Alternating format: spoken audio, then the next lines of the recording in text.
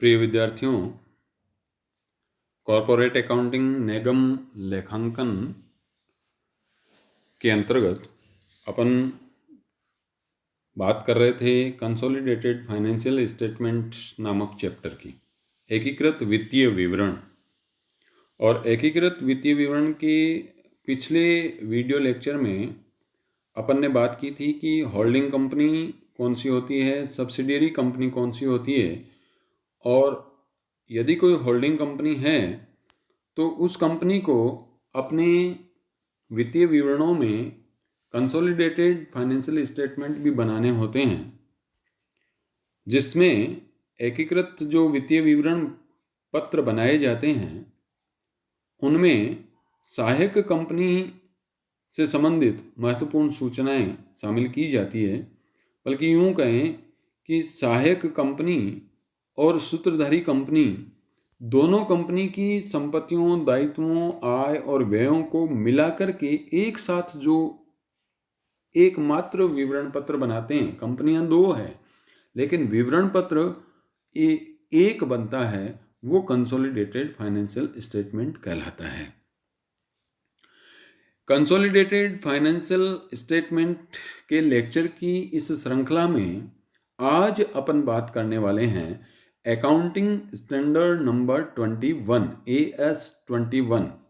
Accounting standard 21 क्या कहता है इस संबंध में, और महत्वपूर्ण कंसोलिडेटेड बैलेंस शीट यानी एकीकृत चिट्ठा किस प्रकार से तैयार किया जाता है, उसकी क्या क्या कैलकुलेशन और कैसे की जाती है, ये सारी बातें आज के इस लेक्चर में अपन करने वाले हैं। तो आप सब लोगों से एक बार पुनः ये कहना है कि इस वीडियो लेक्चर को पूरा अटेंड करें, पूरा सुने, ताकि इस लेक्चर के जस्ट बाद में आप एकीकृत बैलेंस शीट बनाना सीख जाएंगे और आपके पास जो भी बुक है उस बुक में से कोई भी क्वेश्चन उठा करके और एकीकृत चिट्ठा बना करके प्रैक्टिस कर लें। तो आइए अपन बात करते हैं कि क्या अकाउंटिंग स्टैंडर्ड नंबर 21। पहले थोड़ी सी बात करते हैं कि ये लेखा मानक 21 अकाउंटिंग स्टैंडर्ड नंबर 21 क्या कह रहा है। सीए इंस्टीट्यूट की परिषद द्वारा जारी समेकित वित्तीय विवरण लेखा मानदंड अकाउंटिंग स्टैंडर्ड नंबर 21 1 अप्रैल 2001 से लागू है। तो इसका मतलब ये हुआ कि 1 अप्रैल 2001 के बाद यदि कोई होल्डिंग कंपनी अपने खाते बनाती है तो अंतिम खातों में ये समेकित वित्तीय विवरण पत्र बनाना उन्हें जरूरी है। इस लेखा मानक 21 के अनुसार बनाना जरूरी है। इस मानक के अनुसार सूत्रधारी कंपनी एवं उसकी सभी सहायक कंपनियां एक समूह के रूप में एक व्यावसायिक इकाई की भांति कार्य करती हैं। हालांकि वे अलग अलग वैधानिक अस्तित्व रखती हैं, अतः सूत्रधारी कंपनी के अंशधारियों को उनके हित की स्पष्ट सूचना देने के लिए एकीकृत वित्तीय विवरण पत्र बनाना आवश्यक है। देखिए, क्वेश्चन ये है कि आखिरकार एकीकृत वित्तीय विवरण पत्र क्यों बनाया जाता है। तो इस प्रश्न का जवाब यहां पर आ रहा है कि एकीकृत वित्तीय विवरण पत्र बनाना क्यों जरूरी है, क्योंकि अगर ये एकीकृत वित्तीय विवरण पत्र नहीं बनाएंगे तो सूत्रधारी कंपनी के अंशधारियों का जो हित है, कि सूत्रधारी कंपनी के जो अंशधारी हैं अर्थात उनकी जो पूंजी है, वो पूंजी जिस स्थान पर विनियोजित की हुई है उस स्थान से कितना प्रॉफिट हो रहा है, या जिस कंपनी में इन्वेस्ट की हुई है वो पूंजी, वो कंपनी यदि प्रॉफिट में चल रही है तो सूत्रधारी कंपनी के जो शेयर होल्डर हैं वो भी उनको प्रॉफिट मिलेगा।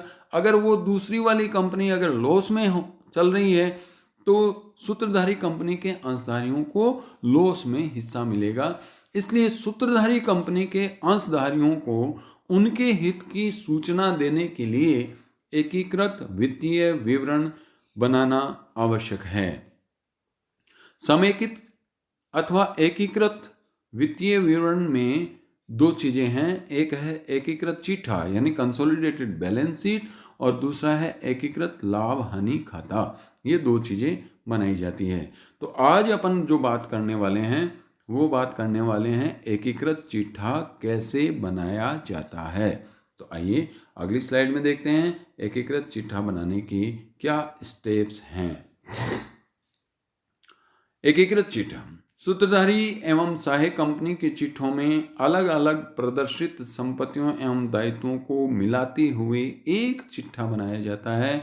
इस एक चिट्ठे को ही एकीकृत चिट्ठा कहते हैं। यानी एकीकृत चिट्ठे का मतलब दो अथवा दो से अधिक कंपनियों के चिट्ठों को मिलाकर के एक बैलेंस शीट बनाना। लेकिन वो दो या दो से अधिक कंपनियों में से एक कंपनी तो सूत्रधारी कंपनी होगी और दूसरी कंपनी सहायक कंपनी होती है। अब इस उद्देश्य से यानी एकीकृत चिट्ठा बनाने के उद्देश्य से सहायक कंपनियां दो प्रकार की होती हैं। सहायक कंपनियों के प्रकार देख रहे हैं अपन। सूत्रधारी कंपनी तो अपने आप में एक ही प्रकार है, लेकिन सहायक कंपनियां दो प्रकार की हैं। एक होती है संपूर्ण स्वामित्व वाली सूत्रधारी सहायक कंपनी और दूसरी होती है आंशिक स्वामित्व वाली सहायक कंपनी। क्या फर्क है कि ऐसी कंपनी, ऐसी सहायक कंपनी जिसके सारे के सारे इक्विटी शेयर किसी एक ही कंपनी ने क्रय कर लिए हों, तो ऐसी सहायक कंपनी संपूर्ण स्वामित्व वाली सूत्रधारी कंपनी कहलाती है। कौन सी? जिसके सारे शेयर, अब सारे शेयर नहीं खरीदे हैं, 50% से अधिक शेयर किसी अन्य कंपनी ने खरीद रखे हैं और बाकी के जो 40%, 20% शेयर बचे हुए हैं वो अन्य लोगों के पास में हैं, तो ऐसी कंपनी फिर आंशिक स्वामित्व वाली सूत्रधारी सहायक कंपनी कहलाती है। तो सहायक कंपनियां दो प्रकार की हैं, संपूर्ण स्वामित्व वाली, आंशिक स्वामित्व वाली। अपन यहाँ पर बात कर रहे हैं एकीकृत चिट्ठा बनाने के लिए की जाने वाली कैलकुलेशंस। ये महत्वपूर्ण जो चीज़ें हैं कि हमें यदि कंसोलिडेटेड बैलेंस शीट बनाना है तो हमें कौन कौन सी गणनाएं करनी पड़ेगी और किस तरह से गणनाएं करेंगे। सबसे पहले जो गणना करनी है वो गणना करनी है pre and post acquisition profit of subsidiary company. सहायक कंपनी के अंश क्रय जिस दिन सूत्रधारी कंपनी ने किए हैं उस दिन से पहले तक के लाभ सहायक कंपनी के कितने हैं और उस डेट के बाद के लाभ सहायक कंपनी के कितने हैं। तो ये गणना हमें सबसे पहले करनी होती है pre and post acquisition profit. Pre acquisition profit की अंश क्रय की तिथि से पूर्व की अवधि के लाभ होते हैं और अंश क्रय की अवधि के बाद की जो लाभ होते हैं वो पोस्ट एक्विजिशन प्रॉफिट होते हैं। अब यहाँ कंसोलिडेटेड बैलेंस शीट बनाने के लिए हमें सारे प्रॉफिट को दो भागों में डिवाइड करना है और ये याद रखना है कि जो प्री एक्विजिशन वाले प्रॉफिट हैं वो profit add into net worth of subsidiary company. जो अगले स्टेप नंबर 2 में हम कैलकुलेशन करने वाले हैं नेटवर्थ। इस नेटवर्थ में ये प्री एक्विजिशन वाले प्रॉफिट सारे के सारे ऐड हो जाएंगे। तो पोस्ट एक्विजिशन प्रॉफिट का क्या करेंगे? तो पोस्ट एक्विजिशन प्रॉफिट को फिर दो भागों में बांटेंगे। पहला हिस्सा जिसको हम कह रहे हैं सूत्रधारी कंपनी का हिस्सा, दूसरा हिस्सा जिसको हम कह रहे हैं बाह्य अंशधारियों का हिस्सा अथवा अल्पमत अंशधारियों का हिस्सा। अब यदि संपूर्ण स्वामित्व वाली सहायक कंपनी है तो सारा का सारा हिस्सा सूत्रधारी कंपनी का हो जाएगा, बाह्य अंशधारी बचे ही नहीं है। और यदि आंशिक स्वामित्व वाली सहायक कंपनी है तो जैसे मान लीजिए 80% शेयर खरीद रखे हैं तो 80% हिस्सा तो आ जाएगा किसका? पोस्ट एक्विजिशन का 80% हिस्सा तो आ जाएगा सूत्रधारी कंपनी का हिस्सा। और जो सूत्रधारी कंपनी का हिस्सा है उस सूत्रधारी कंपनी के हिस्से को हम ऐड कर देते हैं, ऐड इनटू कंसोलिडेटेड प्रॉफिट। जो सूत्रधारी कंपनी का हिस्सा है उसको कंसोलिडेटेड प्रॉफिट में ऐड कर देते हैं और बाह्य अंशधारियों का जो हिस्सा है उसको add into minority shareholder interest. ये गणनाएं आगे करेंगे उनमें। तो इम्पोर्टेंट और महत्वपूर्ण गणना नंबर 1 है pre and post acquisition profit. Pre acquisition profit सारा का सारा नेटवर्थ में ऐड करते हैं। पोस्ट एक्विजिशन प्रॉफिट के फिर दो हिस्से होते हैं। पहला हिस्सा जो सूत्रधारी कंपनी का हिस्सा है उसको कंसोलिडेटेड प्रॉफिट की कैलकुलेशन करते समय ऐड करेंगे, और दूसरा हिस्सा जो माइनॉरिटी शेयर होल्डर का है उसको माइनॉरिटी शेयर होल्डर के इंटरेस्ट में ऐड कर देते हैं। अगली जो कैलकुलेशन हमें करनी है वो है नेटवर्थ। ये नेटवर्थ की कैलकुलेशन किसकी नेटवर्थ? सब्सिडियरी कंपनी की। और सब्सिडियरी कंपनी की नेटवर्थ उस डेट को की जाती है वास्तव में जिस डेट को अंश खरीदे गए हैं। कैसे कैलकुलेशन करेंगे? सबसे पहले paid up equity share capital. अब ये paid up equity share capital कौन सी कंपनी की? सब्सिडियरी कंपनी की। इसमें ऐड कर देते हैं। क्या क्या आइटम ऐड करने हैं? Opening balance of reserve and profit and loss account, जितना भी है ओपनिंग बैलेंस वो ऐड कर देंगे। उसके अलावा प्री एक्विजिशन प्रॉफिट को भी ऐड कर देंगे, और पोस्ट एक्विजिशन प्रॉफिट में जो होल्डिंग कंपनी का हिस्सा है उसको ऐड करेंगे। ये नहीं है, ये गलत है, थोड़ा सा करेक्शन कर लेना, ये नहीं है।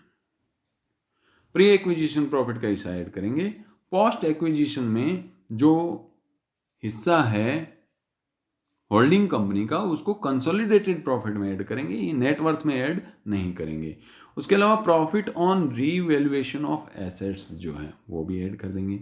इसी तरीके से लेस करना है फिक्टिशियस एसेट्स, कृत्रिम संपत्तियां, जैसे discount on issue of debenture है, इस तरीके की प्रिलिमिनरी एक्सपेंसेज है किसकी? सहायक कंपनी की। यदि कृत्रिम संपत्तियां हैं तो वो लेस कर देंगे, और प्रॉफिट ऑन रीवैल्यूएशन की जगह लॉस ऑन रीवैल्यूएशन हो रहा है तो उसको भी हम लेस कर देंगे।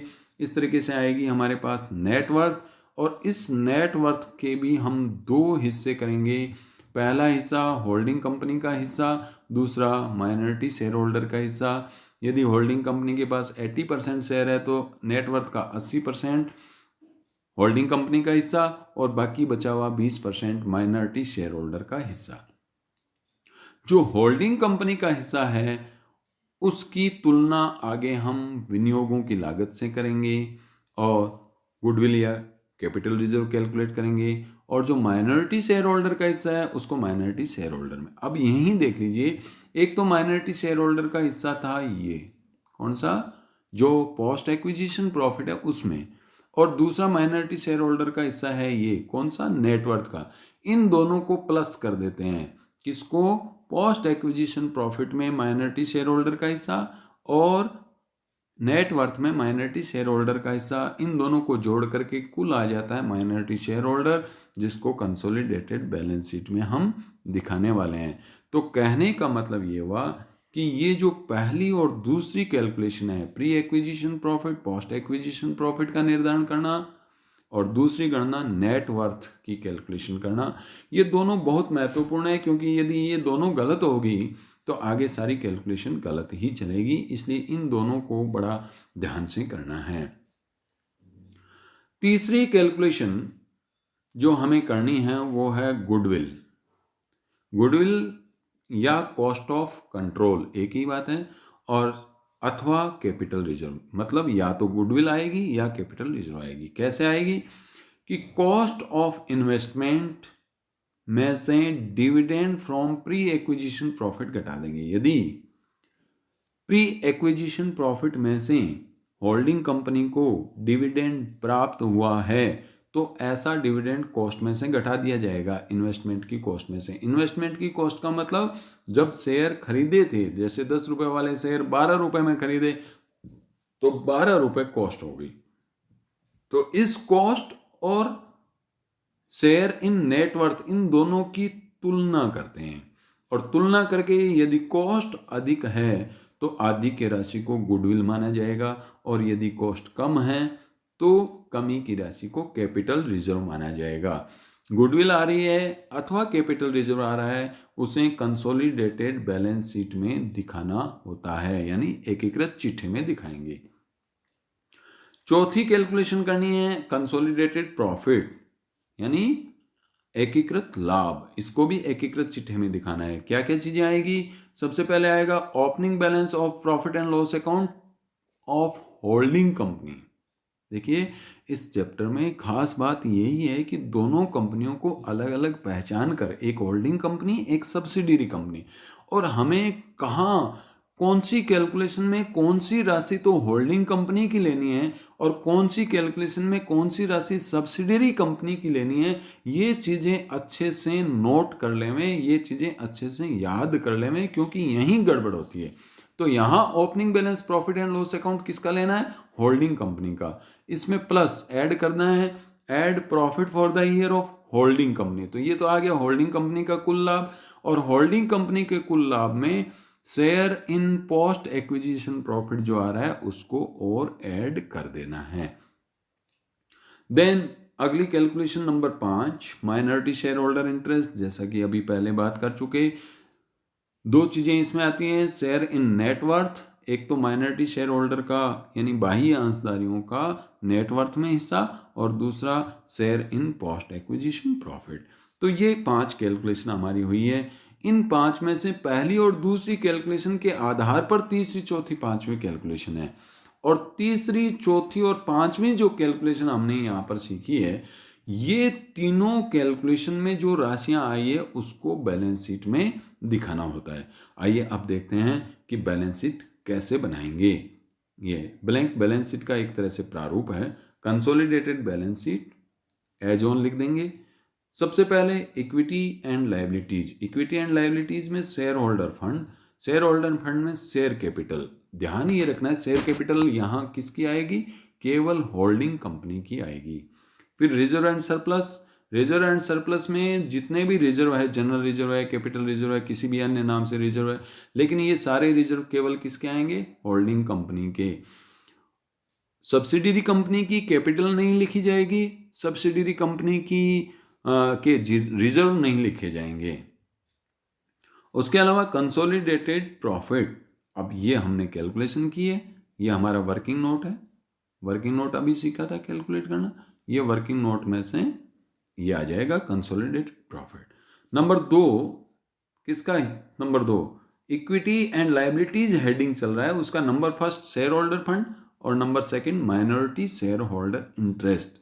माइनॉरिटी शेयर होल्डर इंटरेस्ट ये भी हमने कैलकुलेट किया वर्किंग नोट में। और नंबर 3 आ जाएगा अब एक तरह से number 3 current liabilities. Current liabilities चालू दायित्व, जैसे क्रेडिटर है, बिल पेबल है, लोन है, ये सारी की सारी जो आ जाएगी सूचनाएं करंट लायबिलिटीज। और करंट लायबिलिटीज कैसे दिखाएंगे? Holding company plus subsidiary company minus inter company transaction. Holding company के क्रेडिटर प्लस सब्सिडियरी कंपनी के क्रेडिटर, और उसमें से उन क्रेडिटर को घटा दिया जाएगा जो क्रेडिटर एक दूसरी कंपनी में हैं। अर्थात सूत्रधारी कंपनी ने सहायक कंपनी को माल बेचा इसलिए उधार हो गया, क्रेडिटर हो गए, या सहायक कंपनी ने सूत्रधारी कंपनी को माल दिया इस कारण से क्रेडिटर हो गए, तो वो इंटर कंपनी वाले क्रेडिटर यहां पर घटा देने हैं। देन टोटल कर लेंगे। ये टोटल हो गया बैलेंस शीट की एक तरह से लायबिलिटीज साइड का, लेकिन इस नए प्रारूप में साइड अलग अलग नहीं है। Number first equity and liabilities का टोटल हो गया।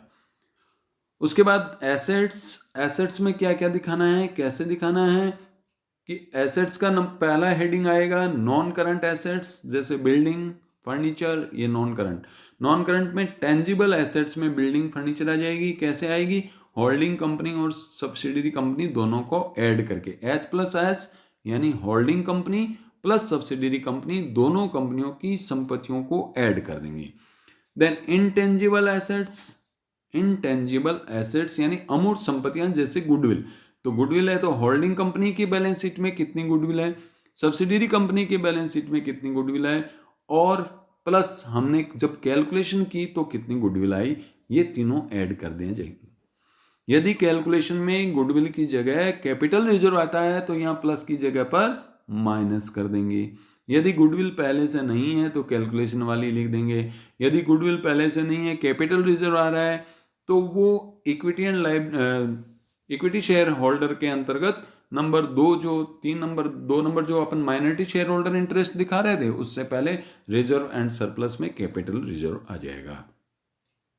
उसके बाद last non current asset investment, और नॉन करंट इन्वेस्टमेंट में याद रखना है होल्डिंग कंपनी का सब्सिडियरी कंपनी में इन्वेस्टमेंट को पूरी तरह से हटा देना है, अर्थात यहाँ बिल्कुल नहीं दिखाएंगे, और बाकी के जितने इन्वेस्टमेंट है वो होल्डिंग और सब्सिडियरी कंपनी के जोड़ करके यहाँ पर दिखा देंगे।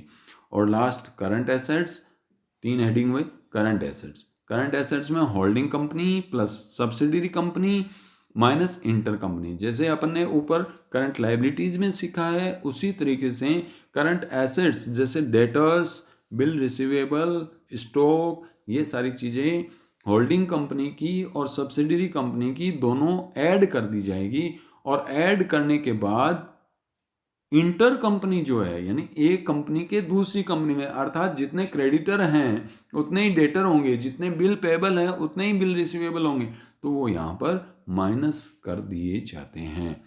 तो आज के इस लेक्चर में अपन ने कंसोलिडेटेड बैलेंस शीट बनाना सीखा है, और ये कंसोलिडेटेड बैलेंस शीट के लिए जो कैलकुलेशंस हैं वो सारी कैलकुलेशंस अपन ने सीखी हैं। मुख्य calculation pre and post acquisition profit की कैलकुलेशन करना, नेट वर्थ की कैलकुलेशन करना। यदि ये दोनों कैलकुलेशन हमारी सही हैं तो आगे की 3, 4 और 5 कैलकुलेशन यानी कंसोलिडेटेड प्रॉफिट, देन उसके बाद में गुडविल, और goodwill last calculation minority shareholder interest, ये सारी कैलकुलेशन पहले करेंगे, उसके बाद कंसोलिडेटेड बैलेंस शीट बनाएंगे। आप अपनी बुक से जो भी क्वेश्चंस हैं उन क्वेश्चनों को हल करें, और जो स्टेप्स अपन ने यहाँ पर सीखे हैं उन स्टेप्स को यूज करें। होल्डिंग कंपनी और सब्सिडियरी कंपनी को अच्छे से समझें।